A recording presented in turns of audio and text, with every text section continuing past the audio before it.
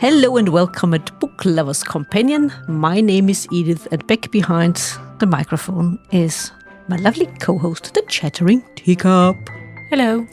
And here with us, returning guest, forensic psychologist and crime fiction author Ben Cotterill. Hello Ben, and welcome back. Thanks for having me back.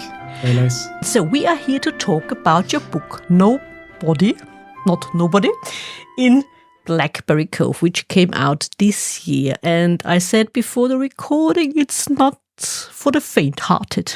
What can you tell us about your book? Well, it's about a ex-detective who's forced into solving a murder mystery in a small town where everyone has something to hide and is potentially a suspect. And I suppose the kind of unique element is that his daughter has been kidnapped, and the kidnappers are demanding he solve this murder mystery instead of a ransom. So that's kind of the twist. And we do not want to give too much away. And like I said, it's not for the faint-hearted. Teacup, you are the squeamish one. Just a few scenes. Yeah. The rest is perfectly fine, but it's okay. It's okay. And it's far away from a horror book. Never said it was. Just the people involved in this crime, they are... It's pretty horrible people, that's for sure. It's a right collection of villains. And, part of the interest for me was kind of delving a bit deeper into those characters and trying to understand a bit about what makes them the way they are and what's their backstory and so on. But yeah, it's certainly a collection of real horrible individuals who, all of which might be capable of committing the crime. And then, of course, there's also the kidnappers as well, which are another group of terrible. It's a high density of villains in a very small town. And it's also very isolated because of the forest around it. So it makes it it reminded me a little bit of a locked room. Although it isn't, but a little bit. Yeah. Well, I guess that's why I chose Vermont as the setting, because, for those who do know about Vermont, it's usually got positive associations. So there's that kind of, juxtaposition, because, it's known for its ice cream. It's where the Ben and Jerry's factory is. It's known for its maple syrup and candy. It's, a lovely getaway for, those who live in New York City or Boston or the Northeast, known for B&Bs and the outdoors and so on. So the idea that you have this kind of, small town that looks very homely and peaceful and picturesque on the outside has a lot of sinister lyings underneath. Yeah, the danger lurks underneath the surface. And we spoke about it, Teacup, and we said, why is it? You said, why is it that such... If there's something, or somehow people look happy, can't we accept it, that there has to be something darker under there? I guess it just makes it, a bit more interesting, I think, from the story perspective, that kind of contrast. We are cynical.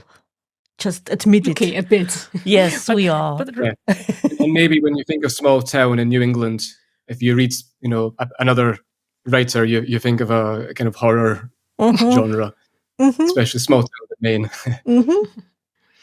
So maybe that has something to do with it. But I think right from the start, when he arrives in a town, you get the feeling that a lot of people have something to hide. Yeah.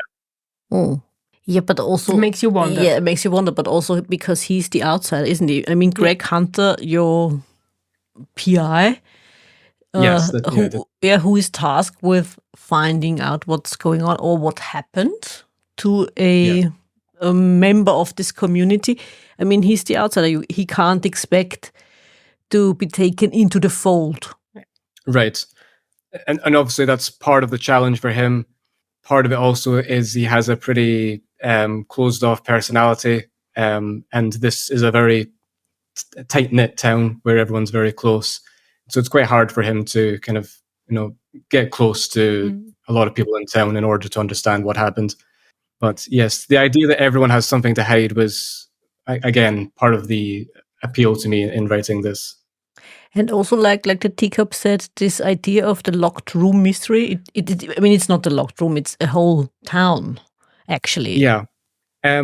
So actually, the town is somewhat based on a real town. It's a fictional version, but there's a deserted town now. But for those who don't know, the Green Mountains National Forest takes up quite a lot of the bottom left corner of Vermont, and there isn't very many main towns or main roads going through the forest. Most of the main towns are on the outskirts, and the main road goes around the outskirts. But in the 1800s, there was a mining town in the middle of the forest called Glastonbury. And then once the mines ran dry, they had to find a new way of making their living. So they built a large hotel and they built a railway from Bennington, which was the nearest big town, into Glastonbury, hoping that, I mean, it's one of the only places there where you're surrounded by nothing but mountains and forests for all you can see. So hoping that would appeal to a lot of people. But it didn't take off. And so by about early 20th century, the town was deserted and now it's just a complete ghost town. So you can actually still visit it, but it takes several days to hike there from a main road. But the hotel and the houses and so on are still there. But I suppose this was my fictional version of that, of what might have happened had it limped on, had it managed to get just enough tourists to keep on surviving. So the actual Glastonbury doesn't have a road to it because it was deserted before people began to drive. But this Blackberry Cove, this kind of fictional version of it, I have one road in and out, right? So it's all this road leads to is Blackberry Cove, because there's nothing else up there really other than the mountains and the forests, and then it's the same road back to main civilization. And what can you tell us about your PI, about Greg Hunter? Where did he come from? The idea for him, his personality, his background? Yeah, I guess it just felt like he was the right kind of character for this. It's hard to really explain, but of course he's trying to save his daughter. That's the main kind of story. His daughter's being kidnapped. He's trying to save her back by solving this mystery. But also he's actually trying to win her back in more than just one way, because he's actually also made a mess of his life. He's been divorced and didn't take it too well, lost his job, became a bit too reliant on drink, made a bit of a fool of himself in front of his daughter on more than one occasion. And so for him, he feels a lot of shame, and he feels like whenever he looks at his daughter, he still feels that shame. And so he has to kind of earn her respect back. And that's kind of where we are at the very beginning of the story. And then, of course, once his daughter's, kidnapped, he's also trying to be her hero again. So for me, that added just a kind of extra layer to it that made it a bit more interesting. In terms of his personality, it's, again, hard to say why I chose this character personality. It just, again, seemed kind of right. I guess my favorite detectives, I watch a lot of kind of mystery shows. My favorite detectives are, Columbo and Adrian Monk, detectives that do have kind of more unique styles to them that don't really allow them to kind of communicate always the most easily, because they're kind of more, to themselves, trying to reflect upon things. And so I guess having Greg have this kind of closed off personality also just kind of seemed right. And it gave an extra obstacle as well, because again, this is a tight-knit town that he has to kind of try and build bonds within. And he's under a lot of pressure, especially time is of the essence for him. Right, absolutely. Which kind of fits, again, his style, because his style is kind of, toss a grenade into the room and find out what happens. It's, he's not the most tactful, he's kind of quite forceful in his approach. And he's driven. Yep. Absolutely. Yes, very driven. Yeah. And the person he's looking for, when you read about him, about his personality and so on, one wonders why you would even care about him, because he doesn't seem to be the most sociable, nice person. Right. Yes. So the person whose murder he's trying to solve, wasn't liked really by anyone in town. Yeah, he was a bit of a pariah. Didn't really like mixing with the town at all. Kept to himself. So there's not really many close connections for Greg to kind of investigate. And also, he's this man who's Greg's mystery, who's trying to solve, was also the prime suspect in the mayor's wife's death. So he's looking for a suspected murderer who's been essentially murdered.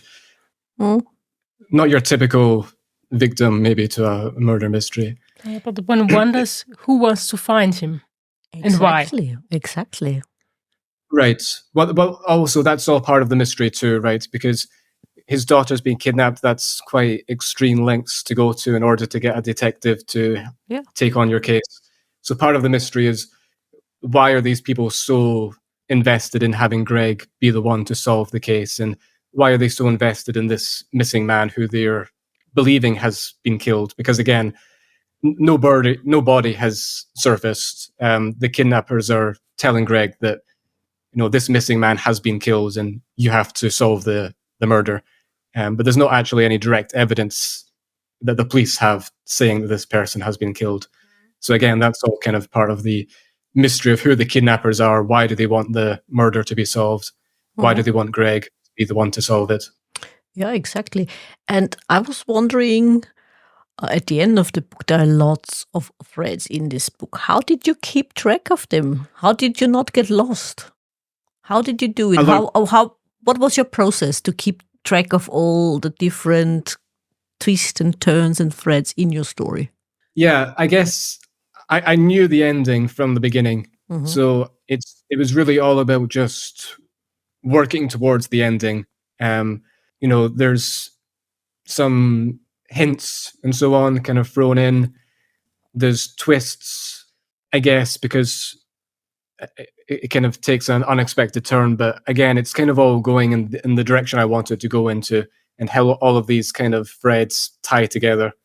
So I guess, it was just about laying out the threads and then later showing how they interconnect. Did you use a chart or notes, or was it all just in your head? No, I did plan it out. So, this is what happens, then this will happen. It's kind of like bullet points on a Word document that kind of talks me through it. And then I had a kind of timeline for the characters' backstories as well. So I was able to kind of think about that in quite a lot of detail. So how would you describe yourself? Was the planner type? Yes, definitely a planner. And I think semi-detailed. I typically have a kind of paragraph explaining what the chapter will be, with the kind of key points to bring up in dialogue or in narrative and so on. And each and every chapter starts with a short poem? Kind of poem. Right, yeah. Where did that idea come from? It's interesting. It was actually a very, very last minute addition right before I submitted the final draft to the publisher. I just had this idea that it might make it a bit more unique. It was giving an extra insight into the detective, because the idea here is that Greg, the detective, is the one writing these short poems. And it's kind of his reflection on the suspects and where he's at in the investigation. But also, I just thought it would be something a bit quirky and memorable for the reader as well. It is indeed. Yeah.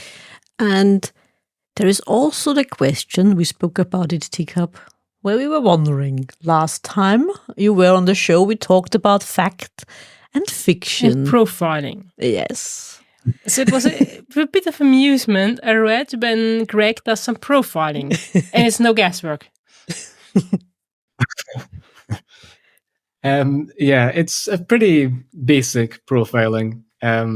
He looks at the crime scene, what happened. He's able to work out that a lot of the behavior is very organized. This is actually looking at the murder of the mayor's wife and trying to work out if whoever did that, the profile of that person would match up the profile of his murder suspect, the missing man. And so he works out that, this murder was committed by someone very organized. In some ways, they stalked the victim beforehand. They wore plastic bags over their shoes to avoid leaving shoe prints. They brought weapons with them to the crime scene and so on. So it was very, very premeditated and planned and carefully thought out. But then there's other aspects of the crime that look kind of haphazard, like things were just left behind without being properly tidied up. So that kind of throws him off, this kind of combination of organized and disorganized behavior. But it's one small part of the investigation, I would say. And coming back to the different characters, of course, we do not want to give too much away, but you have frightening characters in there, not just people who have something to hide, but because, like you said, they all have more or less something to hide. There are things in their past they do not want to talk about, which is understandable when we learn more about them, when we read the book. But those, for me, the most important characters and the different personalities were the mayor, the psychologist, and let's call him the survivalist. Right.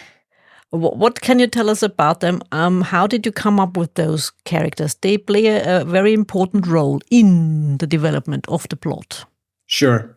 Well, the story in my mind really began with one of those characters, thinking about, well, the psychology of this character, what they might do, under what circumstances they might do it, what might have led them there. And then the other ideas kind of followed up with that. This idea might also complement that and add this extra layer, but then I'll need these characters to explain this part and these characters to explain that part. So it kind of worked out like that. In terms of the personalities of those three characters, because coming up with the characters, like I say, just kind of followed from the mystery. The mayor is probably the most unpleasant personality-wise. He's very obnoxious and outspoken. I guess there's just a bit of fun in writing a very unlikable character. And he's probably the character most opposite to me. So everything he says is just completely outrageous to me. And it's, I don't know, just a bit fun to kind of delve into that totally different mindset and so on. The other two characters are, for me, interesting in a different way because they reveal less about themselves in terms of their personality. They're more withdrawn. So it's more about trying to eventually, across the book, dig deeper and deeper, beneath the surface to find out what's going on in their psychologies. But again, like you say, all of them play a big part in the overall plot. And on the surface, they seem fairly nice. But if you get to know them a bit more, it might seem a bit frightening at some points. Right. Yeah, especially one of them. A bit of a ticking time bomb, it seems. Makes you wonder, should I really? No. At any time in my life? Maybe not. You should never know too much about people you go to. Yes, probably not. But it would be best. And about your villains. Yes. Also the names you chose for them. I've been thinking about a certain experiment. Have you also, was that the idea behind that? Actually, I don't think that was deliberate. I think probably just a happy accident. And so fitting. Actually, yes. Yeah, in this case, I think so. And also the other character, it was his, it wasn't his real name, it was just a name he was given, but also quite fitting, I suppose. That one was probably more deliberate, yes. Yeah. Like you say, it's not a real name. Yeah. Well, it's more a description of his character, more or less. Because do we really think organizations like that exist? I don't know. Yeah, hard to know. Certainly professional killers exist, right? The Iceman, for example. So I don't think it's too much of a stretch to imagine that there might be some alliance going on between such individuals so that they can, I don't know, increase their scope of their potential work. And Ben, just let me ask before you have your turn, Teacup. When did you start this whole project? When did you sit down and think, yeah, I'm going to write a crime fiction novel. I'm going completely fictional. I mean, I've always loved writing, and it was really in my undergrad that I got the idea for this. I wrote the first draft pretty quickly, a few months maybe, but the first draft wasn't the best from a writing standpoint. So the longest part of the process was finding the time to make the redrafts, across my time in university, just whenever I could, making redrafts here and there. So yeah, that was kind of the process. Teacup. It's just had this picture in my head of professional killers organizing themselves, voting for more rights and so on. Yes. It would be fun, wouldn't it? I mean, scary fun, but still, in a way. I mean, is it for you, this writing fiction, is it a way for you to just, I don't know, relax and help you switch off the psychologist? Probably, yeah. I mean, I've always loved writing and all types of stories, from reading to watching movies to writing. Even when I was little, I liked writing. So I guess this was just an idea I had that I felt like I could follow through on, just because I thought the characters were interesting enough, and I thought the end point, I thought, of how things come together was something I wanted to share. So that was kind of just my motivation for finishing this particular story. Mm-hmm. And how much influence were there from your professional part of yourself, do you think? I don't think a whole lot. Like I say, the first draft, I was undergrad, so my experience was more limited. There's maybe some influence from true cases, high-profile cases maybe have played some part, but probably also movies and TV shows have played some part in my ideas for how the characters might act and what makes those sorts of characters. But I guess people's ideas on psychology always will influence the construction of stories, right? Even if people are aware of it or not. So certainly some ideas from my psychology studies will have played a role, like the different, relationship styles and different personalities and what might create those sorts of differences and so on. And as you've read the first draft some time ago, did the story or parts of the story change over time with different drafts, or did it stay the same and you just worked on the language and so on, and characters? Yeah, the end more or less always stayed the same. I maybe refined it maybe a little bit, maybe made it a bit more easier to put together maybe. But other than that, there wasn't any major changes. The most changes were in changing the actual writing itself, the words and so on, and also cutting down. I had a lot of, I guess, subplots that weren't really directly tied to the main mystery. Innkeepers, for example, they're crucial characters, but for the most part, they're more on the outskirts of the story. I had more content in the original draft, just to do with their relationship and so on. But again, anything that wasn't directly tied to the mystery, I eventually scraped. You said Teacup. I mean, their situation. It's almost slapstick like. Yep.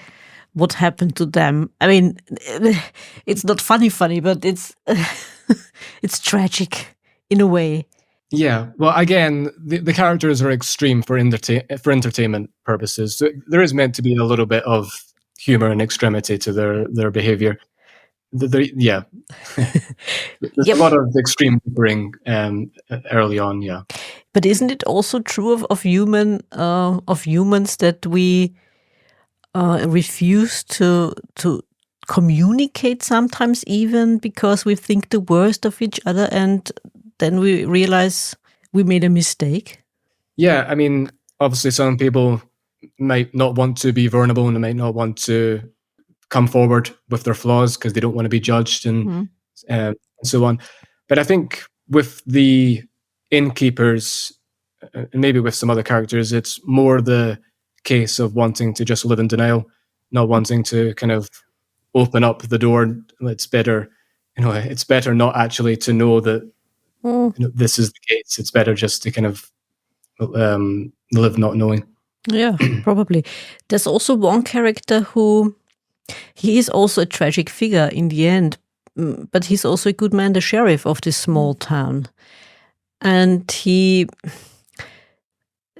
way he sees the people, and he also doesn't want to think bad about his fellow citizens, but he realizes again what's underneath the surface and what's going on behind closed doors. It's not so great and not so wonderful and not so idyllic as he thought it might be. Yeah. The sheriff begins at the start of the story as kind of this trope, I suppose, of the kind of incompetent small town sheriff who's a bit naive. But I think having the chance to dig a little bit deeper makes him a bit more, it may be interesting, but maybe just more kind of likable as well. Mm-hmm. But that naivety is certainly kind of a part of his character right through. Yeah. I don't know, but I feel it's quite often people that are good actually are portrayed as naive. Why is that? Yes, I guess that could be true.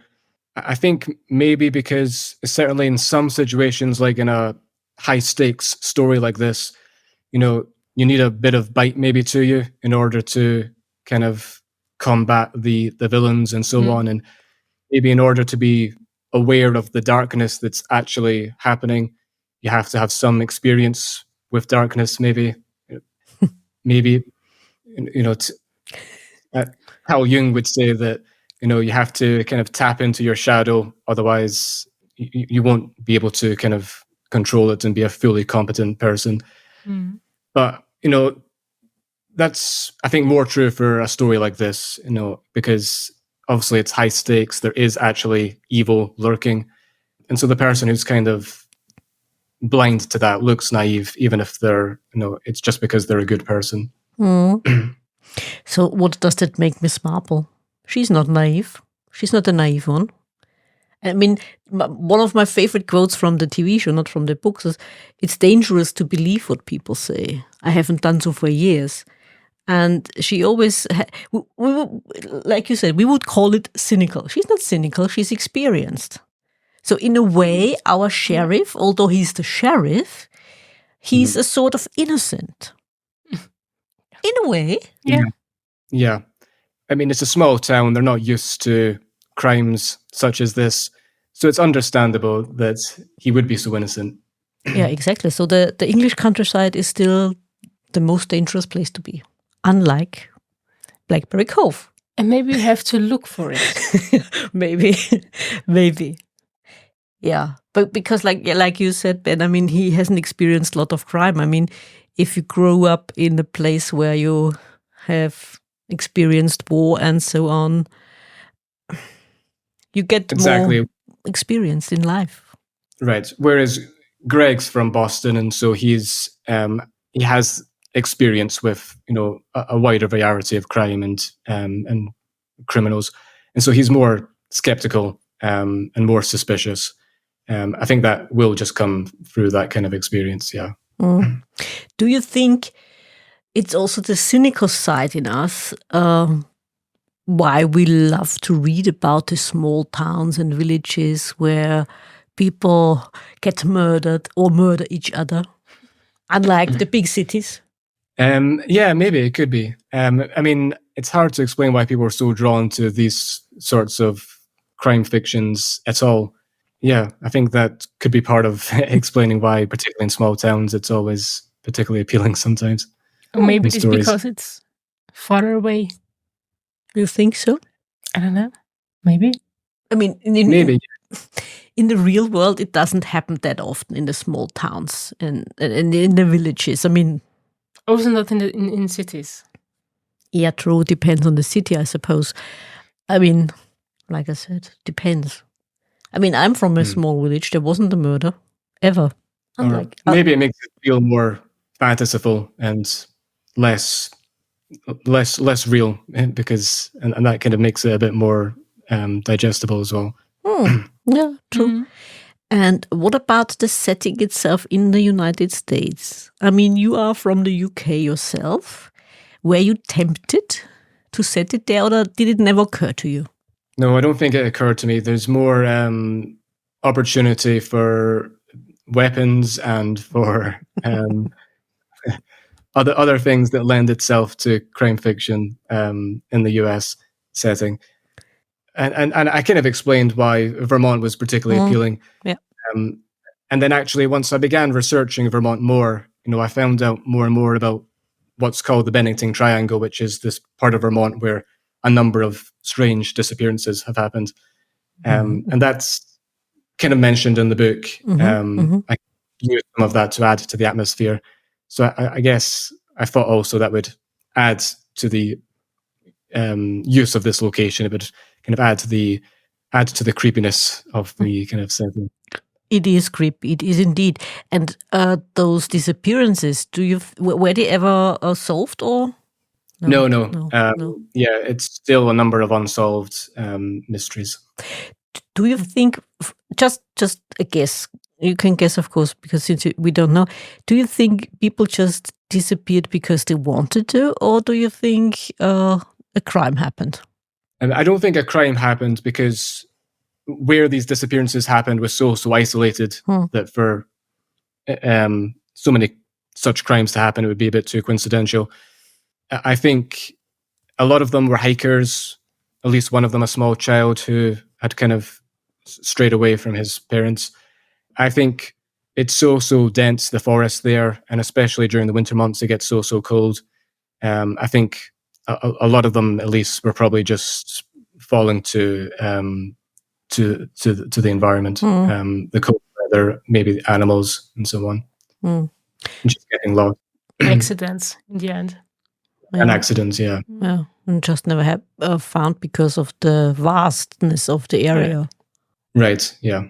Yeah, and also wild animals. Exactly. Yeah. Exactly.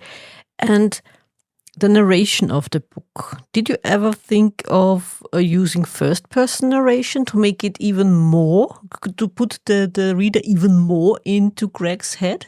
Not really. I prefer, as a reader, third person. So it was quite obvious for me to do that. And I wanted to be able to bounce around, really. So it's not just through the perspective of Greg. We also get the perspective of the suspects, and even the kidnappers. So for me, again, that's kind of what makes the book, for me anyway, more interesting. It's not just that we have a kind of basic idea of who the suspects are, but we actually get to dig quite deep into their backstories and into their psychologies. So, we know who the suspects really are, and we can begin to theorize ourselves who might be capable of doing what and for what reasons. I think it's also interesting in the parts where you read from a different point of view than Greg, to see him from the outside, through the eyes of the others. I always find that interesting too, both as a reader, when you're actually getting to see different perspectives on a character from different characters' perspectives. Sure. What they think about him. Yeah. And how he appears to them. Yeah, exactly. Absolutely. And since it says book 1, I suppose asking you for your plans, might there be another one in the making? Yes. I have a draft of my second one. So it's, I think, just going to be a case of redrafting. But yes, it's a new mystery, of course, but there's also some things to follow up on from the first book. And do you use some parts you cut from the first book in the second, or maybe another book? I don't think I will, because the things I cut were mainly side plots that would be happening at this point in the story in the first book. So probably not. The second book will be a new mystery and then kind of following up on the characters. Yeah. And since you said you wrote the first draft of the first book earlier, looking back to your writing process and looking back at this draft and now, what did you learn from writing these two books now, or this more than one draft? Yeah, I mean, I've learned a lot about writing. I think one of the main things I've learned is how beneficial it is just to write, and get the practice and so on. I think early on in my writing, I always thought, I'm not going to begin writing this scene until I have the perfect way of writing it in my head. But now I've learned, sometimes that just never happens. So it's better just to write, and then you have something to work with, and then you can, through redrafting, make it better and improve it. It doesn't have to be perfect the first time. And just that regular practice of frequent writing is really the best experience that you can have. So would it also be your advice for any other author out there? Yeah, absolutely. Yeah. Just to write as much as you can, even if it doesn't seem great right now, what you're writing, at least you have something to work with, or still getting that kind of practice of writing. Mm. And what about a writing community? A lot of authors said that it is very important to them to have a community where they can bounce back and forth ideas and have people who read through the drafts and tell them, there's a plot hole and so on. What about you? What about your experience in this regard? Yeah, no, that's massively helpful. I did have people I could bounce ideas off early on. And then I also swapped my manuscript with the manuscripts of other writers, and you can find groups like that online and so on, when you critique each other's work.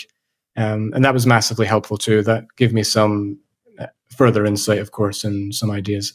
Mm. Did it happen so far also in person or just online? For the most part, all online.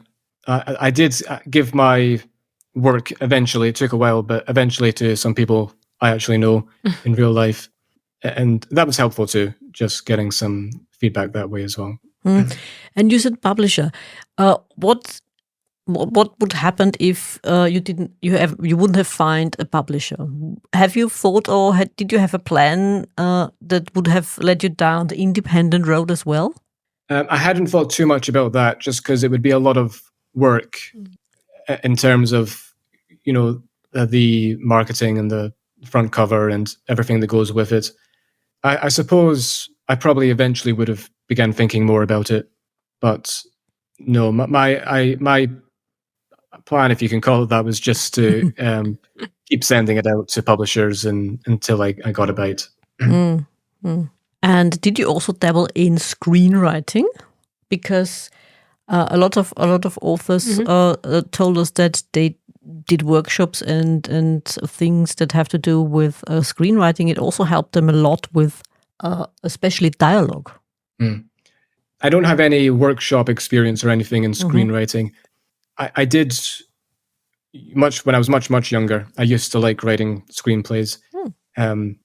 Actually, when I was 8 years old, maybe, I wrote a screenplay over my version of A Christmas Carol, and then I convinced my school teacher to let me get some classmates involved and then perform it to the class. And so I did when I was little, like writing screenplays. I think it was just easier and it's always the dialogue I most enjoy writing anyway, and I enjoy reading as well, actually. But I haven't written a screenplay in a very long time. Yeah. And when you write, this is a question that interests me. When you write a scene, let's say, do you see the scene completely played out in your head, like a sequence in a movie, or does it happen while you write it? Yeah. No, when I think about this scene, I typically see it play out. Mostly in terms of the characters. That's usually where my imagination and mind is at. What are the characters doing? What are they thinking about? What are they saying? That's the part that plays out most vividly to me. But for me, it's mainly about the characters. Do they also keep on having dialogues in your head? I'm just asking because it's also interesting to me if you let them have conversations just in your head, and when you are happy with it, you put it on paper, or you just put it on paper and then you go from there. Well, I have conversations that don't make it onto the paper, I guess. No, I can switch it off. Okay. So, but the characters themselves, when you think of a scene, do they keep on talking to each other in your head? And especially, let's say, when they are talking about what's going on in the book, when they, for example, let's say Greg and... So you want to know if they develop their own life? Yeah, exactly. Oh, right, okay. I guess you mean in terms of their backstory and so on? Yeah, but also in terms of having this conversation where you say, okay, yeah, that fits perfectly well into the plot, and I can use their conversations in the book. Okay. I mean, when I'm picturing the scene, the dialogue that's playing out is usually, of course, crucial to the scene. But because I've already kind of planned it out, at least where the plot is going, it's kind of all going in that direction anyway. Okay. And of course, I have to ask about the more cruel scenes. How easy or how hard was it for you to write them? I mean, like you said, there's a couple of scenes that are maybe a little bit more graphic. I don't think it's ever too graphic. Oh, no. But it's just about really, I mean, it is a murder mystery. It is about murder. It is about violence. And I guess it's just about reminding the reader that, the stakes are high and that, the level of brutality sometimes in the crimes and in the people in the story. I guess maybe it was easier for me than maybe it should be. Maybe I'm a bit too desensitized from the amount of stuff I read and watch. I never wanted to be graphic for the sake of it, because I never enjoy that myself in watching or reading fiction. It's only about, I think, adding to the details of the story. It's never about kind of gory for the sake of it. It fits the plot, of course, because it gives you an idea of the kidnappers quite well, because you do not joke around with them. They do mean business. It might be shocking because you don't expect it in that moment. Probably. But it's because of the abruptness more than what it is. Yeah. Yeah. And also this ridiculous hope we have sometimes as readers. Oh, it's not going to happen. They just say they do it, but they don't do it. And, Right. Yeah. No, they follow up on their word. Yeah. Yeah, exactly. I mean, they do mean it when they say, this is going to happen. Yeah, just motivation for you, dear Greg. Just keep on digging, Don't stop. So, Ben, you said book 2 is in the making. What else can your readers look forward to? I also have a kind of sci-fi fantasy book that, with the same publishers, is currently in development. I'm hoping maybe early next year that might be out. So it's a very different, it's a very, very different genre and story, but yeah, hopefully that might appeal to some readers as well. Also including a mystery or another direction? There is mysteries involved in it. I guess I always like a kind of mystery element to a story. But it's certainly not a kind of mystery genre. Utopian or dystopian? I guess it's more dystopian. It's more fantasy, I guess, but it's just based on a different world. Aha, so world building is also involved. Yes, there is some, yeah. Okay, how easy is that? Or how easy or how hard was that for you? I guess in this case, picturing the kind of place I wanted for my story to play out, I read a lot of historic fiction mainly, actually. So it was actually mainly that I was drawing from. Because I can give some details. The story is basically a world it used to have technology, but they've been kind of forced into being a bit more primitive and so on. The rulers of the world right now are all about doctrine and are very anti-technology, and so they've been kind of thrown back into a kind of different time period. So I was able to draw a lot from historic fiction and for creating that kind of world. Sounds interesting. It does. It also reminds me a teeny tiny bit of this one show we had a few years ago where something happened and the technology wouldn't work, and people had to rediscover their skills without living without all this technology we use today. Yeah. Okay, yeah. Yeah, sounds interesting. Sounds fascinating. Absolutely. Teacup. Ben, is there anything else you would like our listeners to know?